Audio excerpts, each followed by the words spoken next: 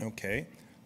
Here's the problem statement. Basically, it's there's an operational need for inter-RIR transfers of IPv6, and then focuses on RPKI trust anchor issues that we've discussed already today.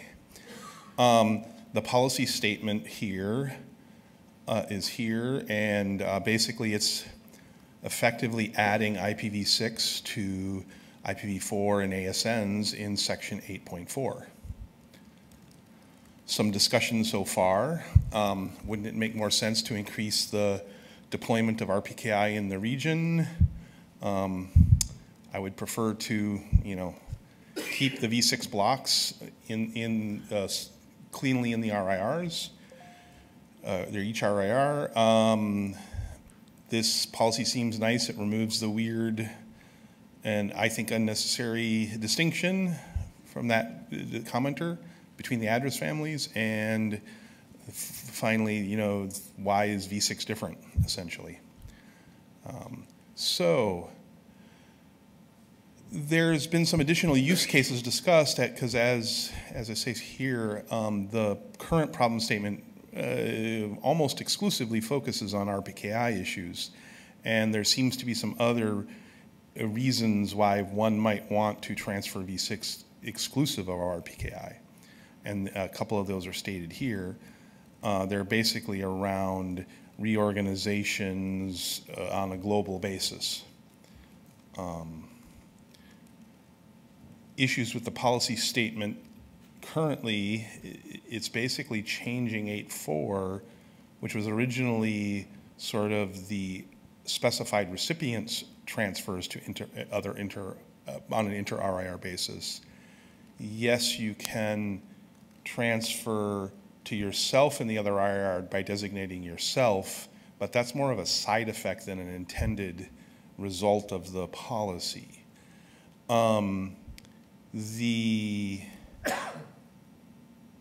So as a result, IPv6 resources can be transferred to other organizations in other RIRs, but we don't have because 8.3 isn't also modified, we can't do that in the region. So there's some sort of, this creates a disparity between what you could do interregionally and within the region. Oops, double click there, okay. So there's also some significant opposition to specified transfers, maybe a little less for transfers to yourself in another region, but there's even opposition of that. Okay, so transfers to the same org. In current policy, effectively, that's what 8.2 is about for M&As and other kinds of transfers or reorganizations and various things. Maybe the way to solve, if we want to do IPv6 transfers to the same organization in other RIRs, maybe the way to solve that is to change section 8.2 to include inter-RIR transfers to yourself instead of adding v6 to section 8.4, which is fundamentally about specified transfers. Here's some proposed alternate text just so that people have some ideas of how this might be accomplished. Basically, the idea is add reallocations to the title so that makes kind of sense, and then add an or clause at the end of 8.2 that basically says if the resources are being transferred to or from a administration of another RIR in the name of the current registrant or an organization under common control. This is where it's kind of like an M&A, because depending upon, sometimes when you're transferring, sometimes when you're doing a multinational, you actually have multiple legal entities in the different countries. They're under a common control, but they're different legal entities. They're not the same registrant, per se. So IPv6 transfers in the other RIRs Currently, AFRINIC, APNIC, and LATNIC basically only allow M&A transfers of IPv6 within the region. There are policies listed here to change that.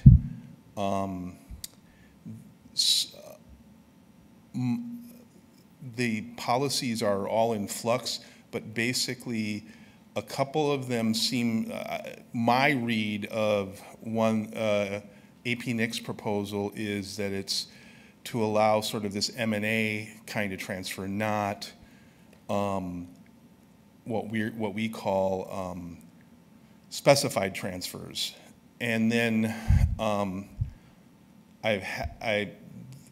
having a hard time interpreting LATNIC's proposal, and then AFRINIC's proposal seems to be going to more like a right-based solution where it's allowed for M&As and to other orgs, both in region and out of region. So a few questions. Should the other use cases be added to the problem statement? Are there additional use cases that we need to consider and be added to? Are there use cases for transfers to different organizations that we need to consider in region or out of region? Should IPv6 transfers be limited to effectively the same organization but allowed for interregion, or do we want to allow specified transfers as well? And do you support the proposed text or the current text? And does anybody have any other suggestions? It's now time for you to get up here and talk. I'll leave the questions up so that people can. Why don't you keep the clicker then? Yeah. Okay, good morning. Let's get in it. Who would like to be the first to comment on this draft policy? Microphones are open. Rear microphone for a bit of a change. Hello, Allison Wood, State of Oregon, ARIN-AC. David, in your research on this policy and the reciprocal policies and the other RIRs, is this a hot and heavy thing? Are there a lot of IPv6 address spaces that are wanting to be transferred, in line to be transferred, or is this something that's more of a future type policy? I haven't had a chance to dig too deep into this. We just got this a few weeks ago, and so I really can't answer that question too much. I wanted to review the other policies because I knew those were out there, and but I haven't had a chance to actually review comments on any of the other policies or to see how where. I don't have a sense of where they're going in the other regions yet, nor how much V6 transfers. My gut tells me that the V6 transfers are fairly negligible, sure. But I will work on getting those details. Okay, thank you, and I do support this policy. Thank you very much. Front microphone, please. Michael Castoval Noraulo. So I am currently neutral on this policy.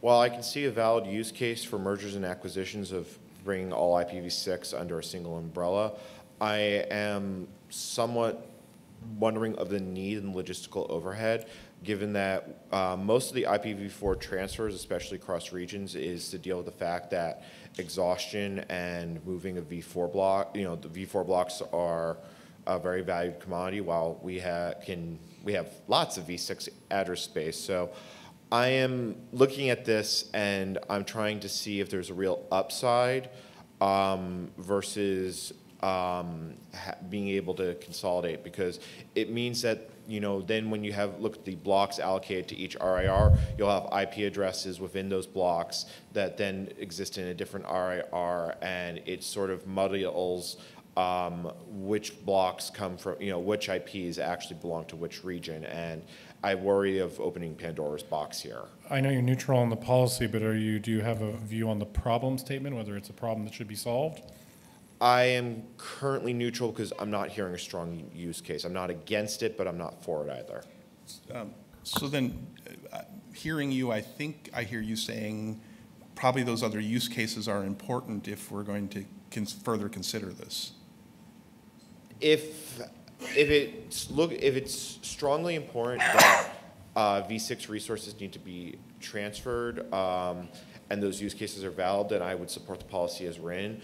I'm hesitant that the use cases are valid. I'm not sure that type of consolidation really is all that important, and you deal the risk of basically carving up the slash, I don't remember the size of R1 has in their allocation, the slash 12, it becomes very messy instead of having it in the nice organized blocks we currently have it in. Thank you. Next speaker on that mic. Owen DeLong, ARIN-AC. I'm opposed to the policy and I'm opposed to the problem statement. The result of this policy, if it were adopted, would be to enable RIR policy forum shopping and essentially eliminate the territorial exclusivity intended in ICP2. It's not a good idea to do that for a multitude of reasons.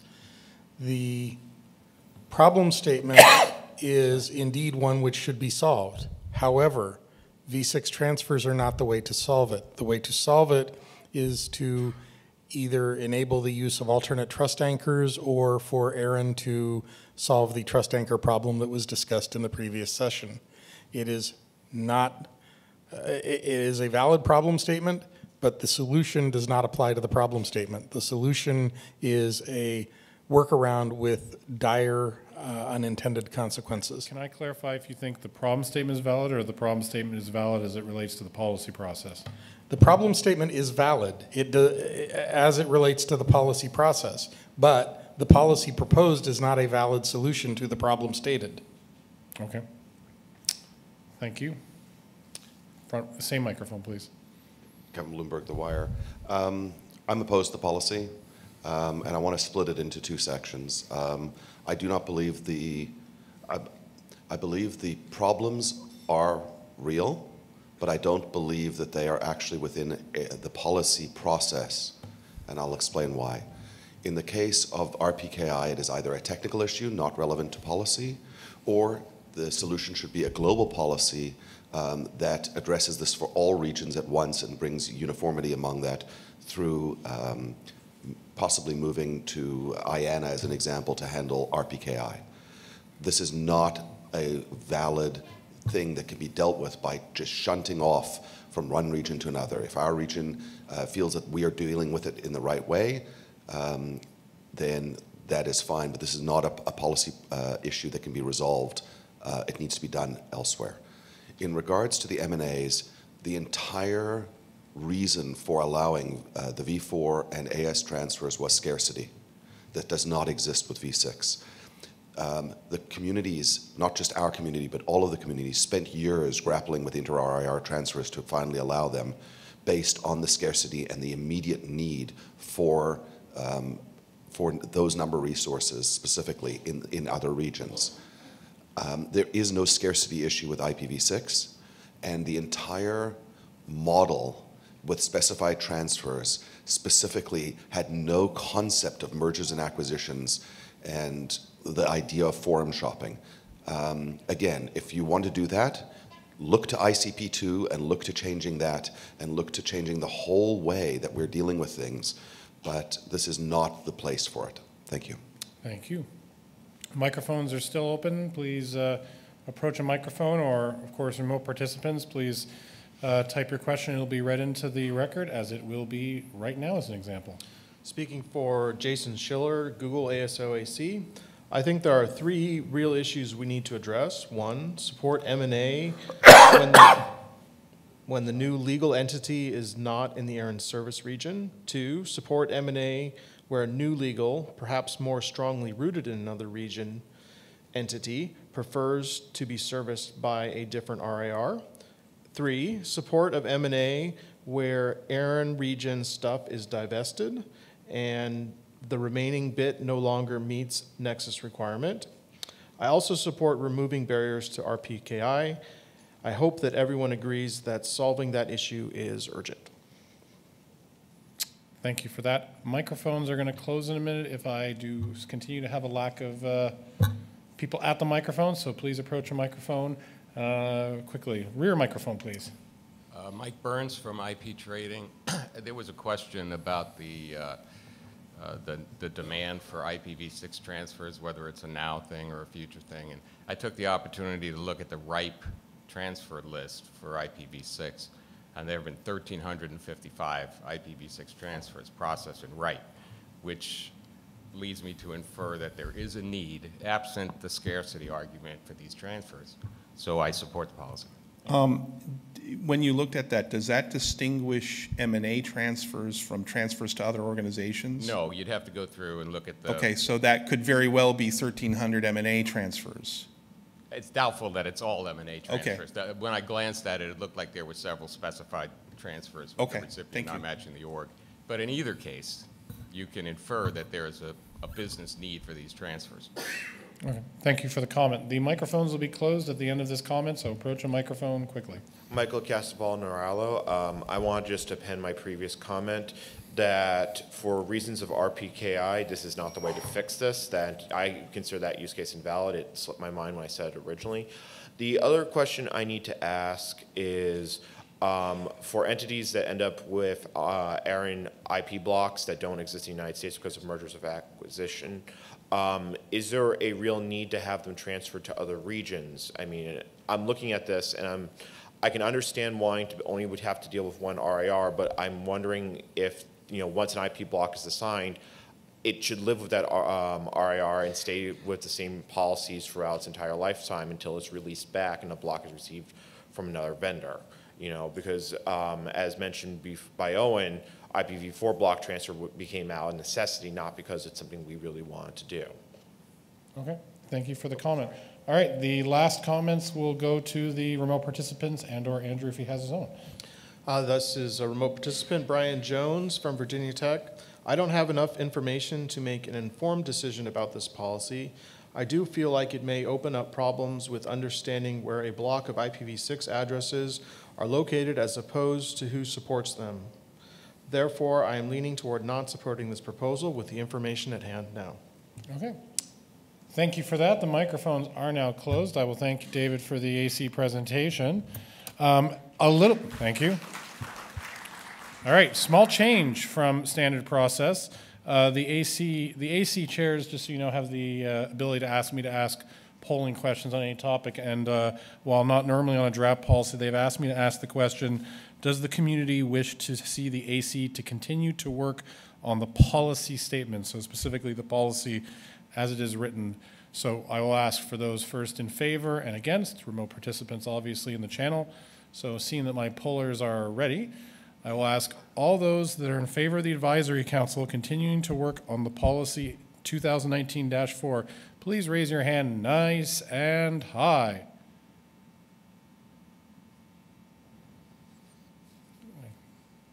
Oh, there are some, sorry, I can't see much past the fourth row.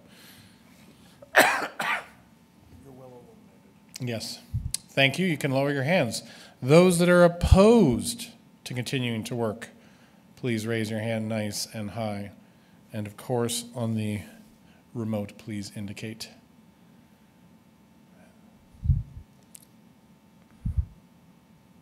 All right. Thank you. Didn't seem like you can put your hands down, including Kevin, I think, has his hand up. Okay, there we go. Just wait for the results. Didn't look like a lot of hands, so. It's that lovely social that every time without cause staff always put on an amazing social, so hopefully you all got a chance to get out there yesterday on the beach.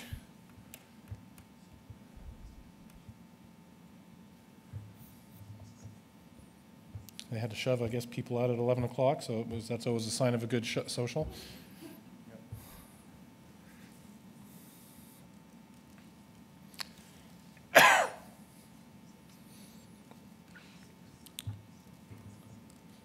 Will we be breaking early, John, or are you going to try and squeeze one in with our 10 minutes presentation? Good idea, now that you mentioned it. We'll break it. Well, if we do a presentation earlier, it means it might end earlier, that's all. So it's We do have a transfer update that, and we have 10 minutes. and it could be done in 10 minutes, right? The transfer update, John? Okay. Yeah, it's a balance, 10 so minutes? why don't we get the transfer update queued while I get the result?